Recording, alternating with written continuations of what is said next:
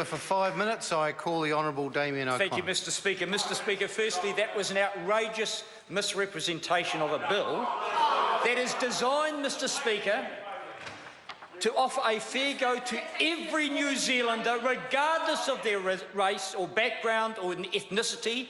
Anyone in New Zealand, Mr Speaker, requires some protection from a bill like this, from what is a flood of potential foreign investment into this country. Mr Speaker, there could not be a more timely bill in this House, more timely than the one under urgency yesterday, Mr Speaker, because today we had an announcement of a likely $3 payout in the dairy industry, Mr Speaker. Tonight we went to a forum talking about the future of food in this country, Mr Speaker, and it's all dependent upon New Zealand's ability to control its own destiny.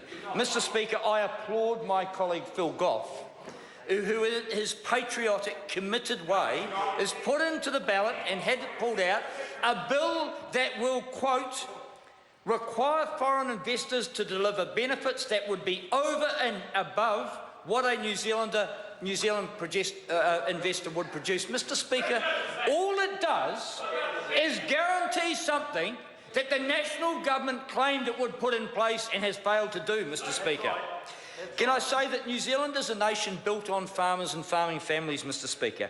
They have worked, they have innovated, Mr Speaker, they have sweated blood to build industries that are the envy of the rest of the world, Mr Speaker.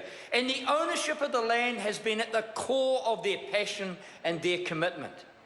Mr Speaker, we need to ensure that that opportunity still exists for New Zealanders into the future.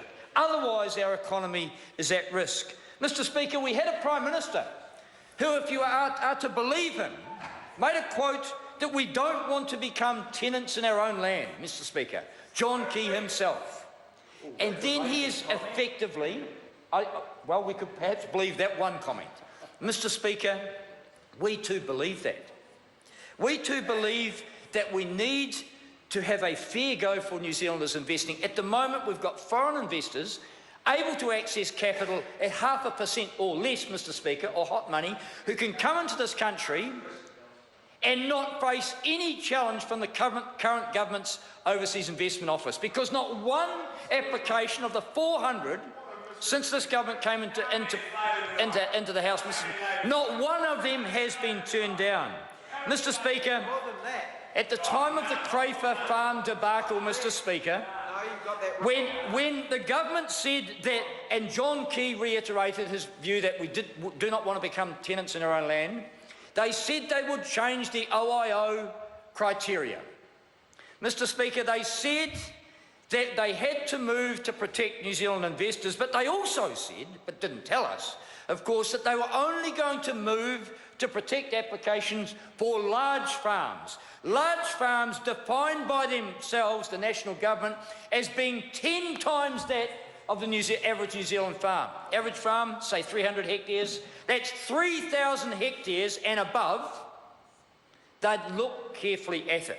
Mr Speaker, it's an outrageous promise not kept by the national government, Mr Speaker, and a promise that needs to be implemented to ensure that we have economic certainty into the future. Mr Speaker, yesterday on the radio, an economist, Mr Jeff Simmons, I don't know him, Mr Speaker, he was talking about the dairy industry dilemma at the moment, Mr Speaker, and if I can quote him, he said, "We will see foreign buyers come in and snap up land, keeping the banks solvent and propping up the value of the land." Mr Speaker, that's the reality that we're facing.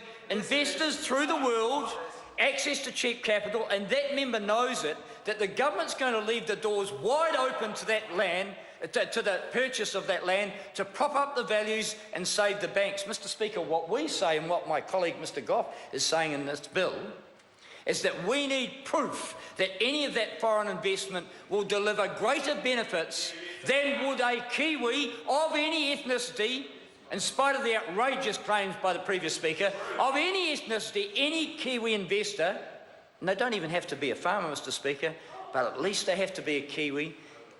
Any foreign investor has to deliver additional benefits. Mr Speaker, this bill is very timely because we are facing a tsunami of investment into this country, a country with no capital gains tax, with farmers who will work 26 hours a day, Mr Speaker, and a safe place for any foreign investment. This bill gives New Zealanders a fair go, Mr Speaker, and this bill represents everything that Labor stands for. We stand for New Zealanders first, Mr Speaker, and foreign speculators... Sorry to interrupt the member, but his time has expired. I call Brett Hudson.